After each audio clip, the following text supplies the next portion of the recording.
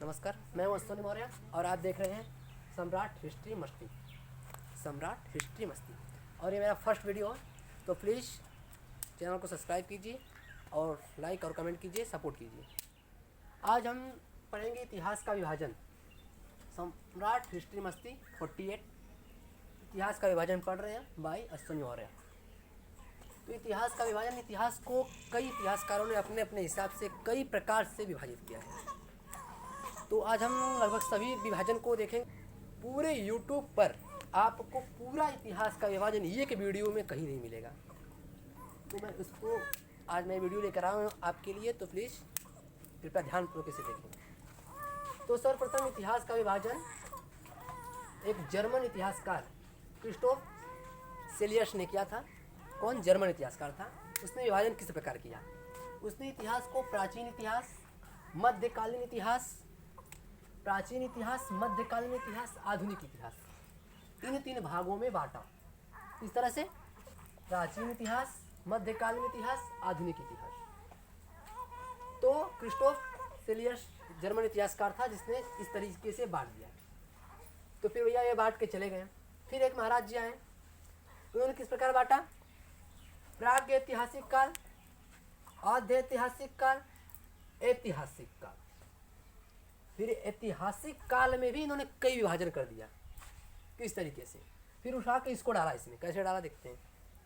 फिर उन्होंने ऐतिहासिक काल का विभाजन, ऐतिहासिक काल को इन्होंने प्राचीन इतिहास, मध्यकालीन इतिहास, आधुनिक इतिहास, किन तरीके से? प्राचीन, मध्यकालीन, आधुनिक, और 2 और उसमें बना दिया उन्होंने, एक नेहरू काल, एक विष्णु काल। तो ऐतिहासिक काल को भारत में इन 5 प्रकार में बांट दिया गया। किस तरह से? प्राचीन इतिहास, मध्यकालीन इतिहास, आधुनिक इतिहास, नेहरू काल, विष्णु काल। आप अगर लुसेंट पढ़ेंगे, लुसेंट में, तो आपको इतिहास का विभाजन देखेंगे तो आपको ये वाला मिलेगा, जर्मन साहब वाला। आपको इतिहास का विभाजन मिलेगा तो ये वाला, लेकिन आपको लुसेंट बताएगा इतिहास का विभाजन इस प्रकार, लेकिन पढ़ाएगा इतिहास का विभाजन इस प्रकार। उसने नेहरू और विश्व काल को भी पढ़ाएगा। मैं सब बता रहा हूँ, लुसेंट आप कोई पढ़िएगा। तो इसके बाद अगर हम देखते हैं, एक थे जेम्स, एक अर्थशास्त्री थे, ब्रिटिश अर्थशास्त्री जेम्स। उन्होंने अपने अनुसार से, पता है, 1817 में उन्होंने इतिहास को इस प्रकार कुछ बांटा, भारत के इतिहास को। हिंदू काल, मुस्लिम काल, ब्रिटिश या ईसाई काल। बट इस इतिहास को हम अधिक प्राथमिकता नहीं देते हैं। क्यों? इस इतिहास को हम अधिक प्राथमिकता न देने का कई कारण है, लेकिन मुझे जहाँ तक लगता है, जहाँ तक मेरा माइंड है, तो मेरी सोच कि इसलिए इसको नहीं दिया जाता है अधिक मान्यता, क्योंकि जब हिंदू शासन काल था, उस समय कई गैर हिंदू भी राजा हुए भारत में, जैसे कई बौद्ध शासक भी थे। जब मुस्लिम शासन काल था तो कई हिंदू राजा उस समय भी भारत में थे, जैसे आप महाराणा प्रताप आदि, चंद्रवरदाई, कई लोग हैं, महाराणा प्रताप, जयसन सिंह, बहुत से, मान सिंह, सब हिंदू थे।